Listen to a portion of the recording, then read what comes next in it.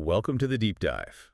Today we're tackling something pretty intense. It's a forensic exercise, really. Yeah, it's definitely sensitive stuff. We're looking at two very high-profile, tragic deaths. Brittany Murphy in 2009 and then Kim Porter in 2018. Exactly. And on the surface, these events seem worlds apart. Nearly a decade between them, different social circles seemingly. But there's this one stark connection. The official cause of death in both cases. Acute, sudden pneumonia. Right. And for most people, that's probably where the story ends. Pneumonia. Well, it happens, unfortunately. It's common. But the source material we're diving into today is this really detailed log, almost like an investigator's journal. It suggests that just saying coincidence might be, well, missing the real picture. It really forces you to ask, okay, the diagnosis might be accurate on paper, Right. but was it complete? Was something else fundamentally going on? That's the core question. So today we're stepping back from, the usual gossip and speculation. Yeah, we want to focus on the critical thinking process. We're following the logic. As someone who started with this nagging feeling, this suspicion. And used scientific deduction step by step to land on a very specific medical theory. A potential vulnerability. So the goal here isn't just like connecting celebrity dots. It's about seeing if there's a medically sound, compelling pattern. Something cold and hard that could explain years of, well, public whispers and theories about maybe a darker connection in, Hollywood and the music industry. The challenge, like you said, is that pneumonia is common. So when you see it pop up twice in these high-profile cases, well, the temptation is just to chalk it up to bad luck, right? Absolutely. But we have to resist that urge. We need to look past the general label pneumonia and hunt for something specific, a shared mechanism, maybe a unique environmental factor, plus a specific shared biological weakness. That's what the sources push us towards. Okay, so that's our mission for this deep dive. It's complicated, no doubt. Right. We're going to break down this three-part hypothesis. Right. It connects a very specific, maybe extreme environment with a predictable toxicological result. Okay. And then this critical medical factor, a comorbidity, that might explain who survived and who didn't. We're looking for that cohesive scientific thread that could make sense of these tragedies that until now have mostly been seen as just random, awful events. So let's jump right in. Let's set the scene with the first case. Okay, let's start with Brittany Murphy. Her death in December 2009. It was incredibly tragic and, frankly, unsettling. It immediately sparked massive media attention. It really did. Yep. And the LA County Coroner's Office, they were quite specific about the findings. The primary cause, as we said, listed as pneumonia. But then they listed these two secondary factors, and this is crucial: severe iron deficiency anemia and multiple legal drug intoxication. Right. The legal drugs part is key. We're talking about cold and respiratory medications, over-the-counter stuff, prescription meds for colds. So it paints this picture, doesn't it? A young woman who feels desperately sick, like she has a terrible flu or chest cold. She's trying to manage these awful symptoms. Maybe taking a lot of medication to cope. Exactly. But perhaps not realizing the true underlying reason for her breathing difficulties. And that underlying reality, especially the severe anemia alongside the meds, well, it got kind of overshadowed pretty quickly by something even more bizarre. Yeah, the twist that really fueled all the speculation. Just 5 months later, May 2010. In the exact same house. Her husband, Simon Monjack, he dies. And the official causes, you really can't make this up, the exact same primary causes: acute pneumonia and severe anemia. I mean, that sequence, it's just staggering. Two people, seemingly healthy otherwise, dying in the same home, months apart from this rare combination: pneumonia and severe anemia. It absolutely screams environmental cause, doesn't it? You immediately think, okay, what's in that house? And the big theory back then, the one that got all the press, was toxic black mold. Stachybotrys trees. Precisely. It seemed logical, right? A shared environmental disaster affecting both residents. Mold gained huge traction. But the coroner's office looked into it. They did. They tested the house thoroughly. And ultimately, they officially dismissed the mold theory as the cause of death. They couldn't find the necessary proof, the direct link. So that left the public kind of grasping. The official line became, well, just two tragic coincidental deaths from illnesses that weren't necessarily tied to that specific environment. And that brings us to the first real layer of complexity for this deep dive, connecting it to the second tragedy. We have to jump forward almost a decade, November 2018. Kim Porter, former longtime partner of Sean Combs, P. Diddy, mother of 3 of his kids. She dies suddenly. Equally shocking, and again, the official cause: Lobar pneumonia, a specific type, but still pneumonia. And the reports at the time, the initial testimonies, suggested she'd been feeling sick, pretty unwell, for several days before she passed, which, fits with severe pneumonia. It does, but when you put her death next to Brittany Murphy's, okay, 9 years apart, the first reaction is, come on, can you really connect these? And this is where, the investigator in our source material had to make a leap, or at least resist the easy dismissal. Right. That 9-year gap, it's a huge logical hurdle. Any standard investigator looks at pneumonia, looks at 9 years. And files it under coincidence. Statistics. Move on. And our sources note that this time gap was the major reason initial analysis just dismissed any connection. It's the rational thing to do, statistically speaking. Why try to link something as common as pneumonia over that much time? But the thinking here, the investigators' thinking was different. It was like, okay, what if we're not looking at two isolated events? What if we're looking at a single long-running pattern? A high-risk behavior, an environment, maybe an enterprise that existed for years. If that's the case, then events separated by 9 years could still be fundamentally linked by that underlying pattern.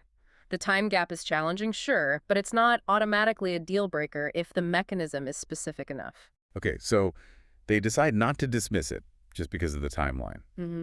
But they still need more than just pneumonia showing up twice. They need some kind of link, right? A social connection, something concrete to bridge those 9 years, those two seemingly separate worlds. And here is where a really critical correction needed to be made to the public story. You often heard initially this idea that there was no documented link between Brittany Murphy and P. Diddy's circle. Right, like they were in totally separate orbits. But that's not entirely accurate. The sources emphasize this. There is a documented social connection that puts them in the same, let's say, extended universe. And the key figure bridging that gap, according to the sources, is Ashton Kutcher. Correct. Brittany Murphy and Ashton Kutcher weren't just, casual acquaintances. They had a very public relationship back in the early 2000s. They co-starred in Just Married. They dated. That's a well-known fact about her life. Definitely. A direct documented link in her recent past. Okay, and then Kutcher's connection to Diddy. Also very well documented. They were known to be friends, professional associates. Kutcher was on Diddy's show Punk'd, for example. Right. They moved in the same high-level celebrity circles, social circles, business circles, all through the 2000s. It wasn't like 6 degrees of separation. It was maybe 1 or 2. They definitely shared a social sphere. And what's interesting is how the sources analyze this link. They're careful not to overstate it. Exactly. It doesn't prove that Brittany Murphy ever participated in the specific activities or environment being investigated. That's a separate question. But it completely knocks down that no link whatsoever idea. It shifts the whole thing. It goes from impossible coincidence between strangers to socially plausible crossover. We have to be honest about it. The link is indirect. Yes, it's through a mutual connection, a former partner. But it establishes that these worlds, a Hollywood actress like Murphy, a music mogul like Diddy, they weren't totally separate islands. Crossover was possible, maybe even likely at some point. So we've got plausibility now. We've got a potential time-spanning pattern to look into. We've got this vague shared cause of death, pneumonia. But as you said, that's still not enough for a solid forensic case. Right. The investigator knew they needed something much more specific. They had to pivot the entire hypothesis away from just suspicion and towards actual science. And that leads us right into section 2. This is where the theory makes a sharp turn from, Hollywood rumors to hard pathology. Okay, so this pivot point is really where the investigation gets focused, gets sharp. The early theories, the ones floating around publicly or even maybe internally at first, they were pretty complex, right? Yeah, convoluted's a good word. You mentioned one earlier, this idea about GHB mixed with baby oil being absorbed through the skin. Transdermally, yeah. And somehow causing repeated severe pneumonia. I mean, as the sources point out, that's an incredibly complex toxicological claim. You need a specific mix, a specific way it gets absorbed, a mechanism that connects skin absorption to lung failure. It's just very hard to prove with standard forensic tools. Interesting speculation, maybe, but not really robust. Not really. So the investigator did something crucial. They performed what you might call an intellectual reset. Instead of chasing this elaborate poisoning theory, they stripped it down. What was the one factor everyone seemed to agree was present, maybe excessively so? The baby oil. Mineral oil. Exactly. So the new theory, much more specific, much more grounded in known pathology, focused on lipoid pneumonia. Okay, lipoid pneumonia. resulting from inhaling mineral oil, Yeah. baby oil, essentially. Right. Unintentional, prolonged inhalation. This shifts the focus completely. It's not about intentional poisoning anymore. It's about a tragic but potentially predictable toxicological outcome of a very specific, extreme environmental condition. Okay, before we get into the medical details of lipoid pneumonia, we need to firmly establish the environment. Why are we so confident that mineral oil was such a huge factor here? What's the evidence for that? Well, here we have to rely on the witness accounts detailed in the source material, and these are primarily from people hired to participate in these alleged events. Sometimes called freak-offs in the sources, right? Yes. And these witnesses testified repeatedly about massive, truly unusual amounts of baby oil being used, gallons, potentially.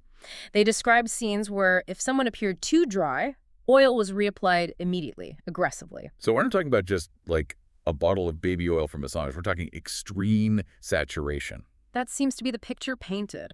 And crucially, this isn't just participant testimony. It's backed up by physical evidence reported by hotel staff. Oh, right, the stains. Exactly. Hotel staff testified about finding baby oil stains in rooms rented by Diddy. Stains they described as being almost impossible to get rid of. That speaks volumes. That's not a casual spill. That suggests environmental saturation. Oil soaking into carpets, furniture, everything. Okay, so the condition is set. Yeah. An environment drenched in mineral oil. Now, the physics. How does oil sitting on skin or carpet become something you inhale deep into your lungs? It's not like it evaporates easily. That's a great question. Mineral oil has low volatility, you're right. It doesn't just turn into a gas like alcohol. But the key here is aerosolization. Meaning it becomes like a spray, a mist. Precisely. Imagine a hot, enclosed space. A cramped room, maybe?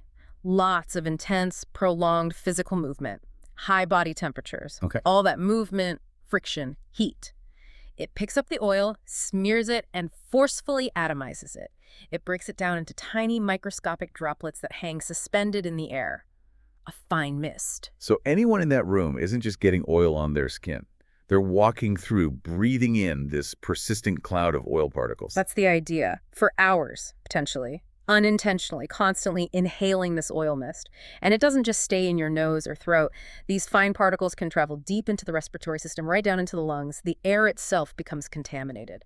Okay, that leads us straight to the medical mechanism, lipoid pneumonia. Why is this the potential smoking gun? Why does this specific condition connect everything? So, lipoid pneumonia is actually a known, though rare, type of lung inflammation. It happens when lipids, that's fats or oils, get into the alveoli. Those are the tiny air sacs deep in your lungs where oxygen gets into your blood. Okay. Now, our bodies are incredible machines, evolved to fight off biological threats, viruses, bacteria, fungus. Our immune system knows how to deal with those. But mineral oil isn't biological, it's a petrochemical. Exactly. It's inert. The body doesn't have the enzymes or mechanisms to break it down or metabolize it. It's like getting, I don't know, tiny plastic beads into the delicate machinery of your lungs. So the oil just sits there. It essentially sits there. The immune system sees this foreign substance, recognizes it shouldn't be there, and mounts a response. But since it can't eliminate the oil, it tries to wall it off, encapsulate it. This leads to a fierce chronic inflammatory response. Ah, so it's not an infection like typical pneumonia. Yeah. It's the body constantly reacting to this foreign debris it can't get rid of. Precisely. It's a chronic foreign body reaction. Constant irritation, constant swelling. That's the lipoid pneumonia. And this isn't just theoretical. Inhaling oils can cause this. Oh, absolutely. The medical literature confirms it. It can happen from things like aspirating oil-based laxatives, certain types of nasal sprays if used improperly, even Vicks vapor rub if accidentally inhaled deep into the lungs, especially in infants. It's a known, documented, though uncommon hazard. Okay, now here's the really critical part, the piece that makes this theory work forensically, the diagnostic confusion. How does this explain why the official reports just say pneumonia? This is the linchpin. This is where the investigators' insight was brilliant. Imagine you're an ER doctor. A patient comes in, they're in severe respiratory distress, gasping for air. Okay. You do an x-ray, the lungs look terrible. They're inflamed, congested, maybe filling with fluid, cellular debris. It looks, for all the world, like a really bad case of bacterial or viral pneumonia. The physical signs, inflammation, hypoxia, respiratory failure, are identical on the surface. So the ER team sees inflamed lungs, can't breathe. They think infection. Naturally. Their training kicks in. Treat the acute symptoms. give oxygen, maybe antibiotics just in case, supportive care, they would have absolutely no reason to suspect inhaled mineral oil as the root cause. Unless someone told them. Unless the patient or a witness came in and said, hey, by the way, I spent 8 hours in a room drenched in aerosolized baby oil. Which is unlikely. Right. So without that very specific, very bizarre history, the doctor isn't going to order the specialized tests needed to confirm lipoid pneumonia. What kind of tests are those? Usually you'd need something like a bronchoalveolar lavage, that's basically a lung wash to collect cells, or even a lung tissue biopsy. Those tests would actually show the oil droplets inside the lung cells or tissue. But why would they do an invasive biopsy for what looks like regular pneumonia? They wouldn't, typically. So they treat the symptoms, the patient tragically might still die, and the cause of death gets logged accurately based on the observed lung inflammation, but incompletely. It's labeled pneumonia, full stop. This mechanism perfectly explains how the alleged environment could lead directly to the official finding. Wow. Okay, so this completely reframes it. It's not some secret murder plot, not a complex poisoning. It's potentially a predictable, if rare, toxicological result of extreme dangerous behavior. Exactly. A tragic consequence hidden by diagnostic convention. All right, so if we accept this mechanism, aerosolized oil, causing lipoid pneumonia, misdiagnosed as regular pneumonia, we immediately hit a major question, a challenge to the theory. The big one, yeah. If this environment, these freak-offs, were so dangerous, potentially deadly, why didn't P. Diddy himself get sick? If he was there, as alleged, why did he apparently survive unscathed? This is usually where these kinds of theories fall apart, right? When they can't explain why the supposed ringleader is fine. It's a critical test. But the source material addresses this head-on using basic toxicology principles, and the answer seems to lie in the witness descriptions of his role during these events. What do they say he was doing? Witnesses consistently stated that he often didn't participate directly in the physical activities. Instead, he would often be situated somewhat apart, sitting in a corner, maybe on a chair, watching and directing things. Okay, so physically removed from the center of the action. That difference in location and activity level is absolutely key. It brings us straight to the fundamental principle of toxicology, the dose-response relationship. The dose makes the poison, as they say. Meaning the amount of exposure dictates the effect. So we need to compare the dose. Participants versus observer. Let's visualize it. The participants, they're the high exposure group. They're moving intensely, generating body heat, constantly interacting with the oil-saturated surfaces and each other. They're churning it up. Exactly. Their movement is actively creating and disturbing the aerosolized oil mist. They are right in the middle of what you could call the splash zone, where the concentration of oil droplets in the air is likely highest. Their dose is high, prolonged, intense. Okay, and Diddy, sitting in the corner, observing. His dose is going to be significantly lower. He's breathing the ambient air in the room, yes, which is contaminated.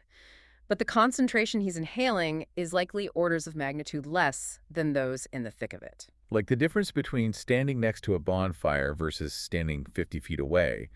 You still smell the smoke, but you're not getting overwhelmed by it.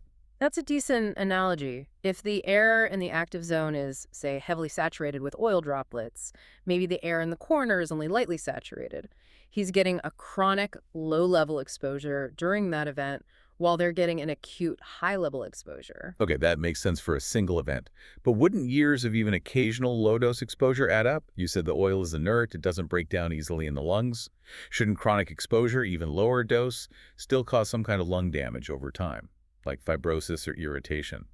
The victims apparently died after relatively few high-dose events. Why wouldn't he show any effects long-term? That's a really sharp point, a valid challenge. And the source material kind of anticipates this, tying it back to the specific vulnerability we'll get into next section. For a generally healthy person, the lungs do have defense mechanisms. Like coughing, mucus? Exactly. The mucociliary escalator, it's constantly working to sweep out debris. While the body can't metabolize the oil, these defenses can often handle a low volume of inhaled particulate matter over time. They might be able to clear enough of the low dose to prevent catastrophic buildup. So the participants' lungs were just completely overwhelmed in one go. Their defenses couldn't keep up with the sheer volume. That's the idea. Their exposure exceeded the lungs' capacity to clear the debris. Diddy's lower dose might have stayed below that critical threshold, allowing his body's defenses to cope, more or less. Plus, and this is crucial, his survival is likely also linked to not having the critical comorbidity that made the exposure fatal for the victims. It's physics, distance, dose, and underlying health. Okay, so his survival isn't proof against the theory. It actually fits within it, based on dose and distance. That makes the hypothesis feel more robust. It does. It accounts for both outcomes, the deaths and the survival, using the same core principles. So now we have to tackle the really difficult part, culpability. If this theory is correct, extreme environment, aerosolized oil, lipoid pneumonia, what does that mean legally or ethically? Was it murder, manslaughter, or just a horrible, unforeseen accident? This is where the analysis and the sources gets very nuanced, very careful, and it leans away from intentional crime. From a gut perspective, though, if someone sets up an environment and people die as a result of that environment, doesn't that imply responsibility? Morally, perhaps, but the legal bar for homicide, whether it's murder or even manslaughter, is extremely high. And the investigator, based on the forensic logic, concluded it would be very, very difficult to successfully prosecute these deaths as crimes. Why specifically? Let's take murder first. Murder requires proving specific intent. You'd have to prove that Diddy, or whoever orchestrated it, knew that excessive inhalation of baby oil could cause fatal lipoid pneumonia, and either intended for that specific result or acted with such extreme indifference to that specific fatal risk that it constitutes intent. Which sounds almost impossible to prove, right? Unless he had some kind of obscure medical knowledge. Exactly. It's highly unlikely. Now, what about manslaughter? That usually involves criminal negligence acting so recklessly that a reasonable person should have known their actions created a deadly risk. Okay. But here we went into what the sources call the esoteric knowledge argument. Meaning? The specific danger here, fatal lipoid pneumonia from aerosolized mineral oil, is not common knowledge. It's a rare medical condition, a niche toxicological hazard. It's not like, say, handing someone a loaded gun or encouraging them to drink poison, where the danger is obvious, intuitive. Precisely. A reasonable person engaging in reckless behavior might understand the risks of, say, drug overdose or physical injury or STDs. But would they connect gallons of baby oil to a fatal lung condition? Almost certainly not. The danger is technical, it's obscure, it's not intuitive. So proving that anyone involved had the required mens rea, the guilty mind, regarding this specific cause of death, it would be incredibly difficult for a prosecutor. Extremely difficult. So the conclusion reached in the source analysis, based purely on this forensic theory, is that the deaths are most plausibly seen as a tragic, unforeseen consequence of incredibly reckless, dangerous behavior, but probably not a deliberate, knowing crime in the legal sense. I have to say I appreciate the intellectual honesty there. Following the forensic logic, even if the conclusion isn't maybe what some people might want to hear emotionally or politically. It's crucial in any real investigation. You have to separate condemnation of the alleged lifestyle from the cold analysis of causation and intent. Okay. But we still have one big piece of the puzzle missing, one major logical gap that even the dose-response thing doesn't fully explain. Yes.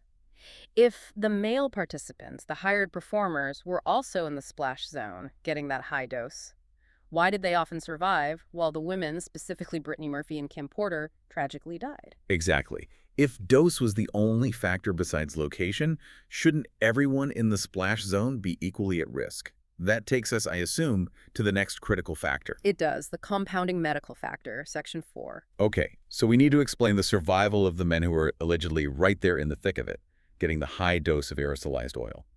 Why were they seemingly more resilient? The answer, according to this hypothesis, and this is startlingly specific, lies in a second critical medical factor, a compounding condition, severe iron deficiency, anemia. And the really compelling part here is that this isn't just speculation. For Brittany Murphy, it's right there in her official coroner's report.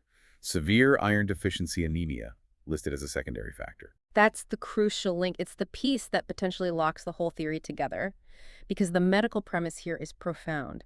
Being severely anemic, dramatically, catastrophically, increases your risk of dying from any kind of pneumonia, but especially one like this, caused by chronic irritation and impaired breathing. Okay, let's really break that down. Why is that specific combination, lipoid pneumonia plus severe anemia, so uniquely deadly? What's the medical catastrophe happening there? All right, think about what pneumonia does first. Whether it's from a virus, bacteria, or inhaled oil, doesn't matter for this part. Pneumonia primarily kills by causing hypoxia, lack of oxygen. Okay. Your lungs are supposed to be these light, airy sponges designed for easy gas exchange. Pneumonia makes them inflamed, heavy, maybe filled with fluid, debris, scar tissue. That makes it much harder for oxygen to get from the air you breathe into your bloodstream. Your oxygen supply line gets constricted. So pneumonia attacks the oxygen supply. Exactly. Now, bring in severe anemia. What is anemia? It means you don't have enough red blood cells, or you don't have enough hemoglobin inside those red blood cells. Hemoglobin is the protein that actually grabs onto oxygen and carries it through your blood to your organs. So anemia affects the oxygen delivery system. The red blood cells are like the delivery trucks. Perfect analogy. So put it together. Lipoid pneumonia is already choking off the oxygen supply coming into the body. Maybe you're only getting 30–40% of the normal oxygen into your blood. Okay. If you are severely anemic, your delivery system, your fleet of trucks, is already crippled. It's running at maybe 50% capacity before the pneumonia even hits. So the effect isn't just added together, it multiplies the disaster. It's catastrophic. Your vital organs, especially your brain and heart, are suddenly starved for oxygen from both ends, less coming in and less capacity to transport what little is coming in. So the participants who weren't anemic, even if they got the lipoid pneumonia, their healthy blood system could work overtime, maximize the transport of whatever limited oxygen got through. That's the idea. They had a fighting chance because their delivery system was robust. But the participants who were already severely anemic, they started the fight with their internal life support system already dangerously compromised. The lipoid pneumonia just pushed them over the edge into fatal hypoxia much faster. Wow. Okay. And does this also connect to the symptoms reported? Both Murphy and Porter were said to be feeling unwell, tired, maybe short of breath beforehand. Yes, and that's another insidious layer. What are the classic symptoms of severe anemia itself? Extreme fatigue, weakness, shortness of breath, dizziness, general malaise. Sound exactly like the early symptoms of pneumonia or a really bad flu. Exactly. So it creates this perfect diagnostic confusion. The person feels terrible, thinks they have a bad cold or flu, maybe their doctor thinks the same. They're focusing on the respiratory symptoms, not realizing that the body is already in an underlying oxygen crisis because of the anemia. The lipoid pneumonia then becomes the final fatal blow onto an already weakened system. Okay. That medical logic is powerful. Now, how does this connect specifically to the groups involved? Why would the women be more likely to have this vulnerability than the men? We need statistics here, right? This is where the biology lines up tragically well with the hypothesis. Statistically, globally, women of reproductive age, roughly 15–49, are far, far more likely to suffer from iron deficiency anemia than men in the same age group. Why is that? Primarily menstruation. Overwhelmingly, yes. Blood loss through menstruation is the main driver. Pregnancy and childbirth also deplete iron stores. The sources cite World Health Organization data, I believe. And the numbers are stark, aren't they? They really are. Something like 33 or 34% of women aged 15–49 globally experience anemia, compared to only around 11% of men in that same age group. It's roughly a threefold difference. So that statistical reality provides a direct biological explanation for why the women in that high-exposure environment might have faced a much higher mortality risk. Precisely. If this theory holds, the women involved were potentially in this tragically unique high-risk category. They combined factor A, the chronic high-dose exposure to the toxic oil mist, with factor B, a much higher statistical likelihood of having the pre-existing biological vulnerability anemia that made the consequences of that exposure exponentially worse. So even if the male participants got the same lung irritation from the oil in a single session, Statistically, they were maybe 2 to 3 times less likely to have that critical comorbidity, the severe anemia. Their bodies, simply put, were generally better equipped from an oxygen transport perspective to handle the hypoxia caused by the lipoid pneumonia. it wasn't about being inherently tougher. It was about having a fully functional oxygen delivery system. Exactly. The vulnerability wasn't universal to everyone breathing that air. It was specific to the subset who were severely anemic. This explains the pattern of selective deaths in a way that just dose alone couldn't. Okay, we've built this really detailed picture now. Mhm. Extreme environment, aerosolized oil, leads to lipoid pneumonia. That gets misdiagnosed. And it becomes fatal primarily in those who are also severely anemic, which statistically includes more women. It seems to cover Murphy and Porter and the survival of the men. It hangs together logically. But we still have that one nagging outlier, the final piece of the puzzle that has to fit, or the whole thing might wobble. Simon Monjack. Brittany Murphy's husband. Yeah. Oh. He's the ultimate test case. Because he died 5 months later, in the same house, from the same primary causes pneumonia and severe anemia. But he wasn't, as far as any reports suggest, a participant in those alleged high-dose freak-off events. So how did he get the fatal dose? The initial speculation, the easy answer was maybe grief-stricken. He somehow replicated the behavior, tried to recreate something. That was definitely floated out there. But the sources correctly dismiss that as pure conjecture. There's no evidence for it, and it doesn't really fit the forensic rigor we're trying to apply here. We need a mechanism based on the environment itself. So we have to shift thinking again, from high-dose acute exposure to maybe chronic low-dose exposure. That's exactly where the environmental forensics leads. Think about that house. If massive amounts of mineral oil were used repeatedly, getting aerosolized, where does it go? Everywhere, I guess. Into the carpets, the bedding, sofas, curtains. Upholstery, yeah. And critically, into the HVAC system. The heating, ventilation, air conditioning, it gets circulated. The house itself potentially becomes contaminated, a persistent source of low-level exposure, a hot zone. In Monjack, after Brittany's death, the reports were that he became very reclusive, right? Barely left the house. Exactly. Grieving, perhaps depressed. He reportedly spent almost 247 inside that potentially contaminated environment for 5 solid months. So the theory isn't that he replicated a single high-dose event. It's that he was constantly breathing air containing a low level of aerosolized oil particles day after day, week after week. He was marinating in it, essentially. Oh. A chronic low-level inhalation exposure over a prolonged period. Is that enough to trigger lipoid pneumonia over time? Absolutely. The chronic irritation could definitely build up. Okay, but wait. We established earlier that a low dose might not be fatal for a healthy person because the lungs can clear some debris. Why would this chronic low dose be fatal for Monjack? Ah, you anticipated the crucial point. For the theory to hold true for Monjack, who had much lower dose exposure than the acute participants, he must have also had that critical compounding factor. He must have also been severely anemic. Precisely. If Simon Monjack had died from just pneumonia without the severe anemia listed, the whole hypothesis connecting him via low-dose exposure would fall apart. No. His death requires the anemia to make that lower dose fatal. So, what does the official LA County coroner's report for Simon Monjack actually say, beyond the pneumonia? And this, according to the sources, is the final, absolutely critical piece of unifying medical evidence.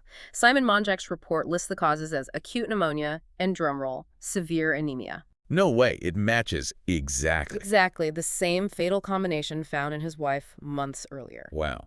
Okay, that's not an outlier then. Yeah. That's confirmation. He fits the exact same high-risk profile. Yeah. Exposure, chronic low dose in his case, plus the critical comorbidity, severe anemia. It ties the entire narrative together with remarkable precision. It explains why that chronic low-level exposure was deadly specifically to him because his body was already struggling with severely compromised oxygen transport capacity due to the anemia. We should probably touch on why a man like Monjack might have severe anemia, though. It's less common than in women of reproductive age. What could cause that? That's a fair point. The sources don't detail his specific medical history, but clinically, severe anemia in adult men can be caused by several things. Chronic hidden blood loss is a big one, maybe from stomach ulcers, polyps, or other gastrointestinal issues. Medications could play a role, like heavy use of NSAIDs, pain relievers. Absolutely. Or severe nutritional deficiencies, though maybe less likely in his context. Or certain chronic illnesses affecting blood production or absorption. The point isn't the cause of his anemia, but the fact that he had it. He was that statistical anomaly, the man who, for whatever reason, fell into that same physiological high-risk category. It proves the vulnerability wasn't strictly gender-based, but based on the body's oxygen-carrying state. Okay, this makes the overall hypothesis incredibly cohesive now. It really does. The final unified theory that emerges is this. Chronic or acute inhalation of aerosolized mineral oil can induce a potentially fatal lipoid pneumonia, but this outcome seems primarily fatal in individuals whose oxygen transport system is already severely compromised, most commonly by severe anemia. And that single hypothesis potentially explains Brittany Murphy, high dose plus anemia, Kim Porter, high dose plus likely anemia, given statistics and symptoms, the surviving men, high dose but likely no anemia, and Simon Monjack, chronic low dose plus confirmed anemia. It connects all the dots using a consistent medical and environmental logic.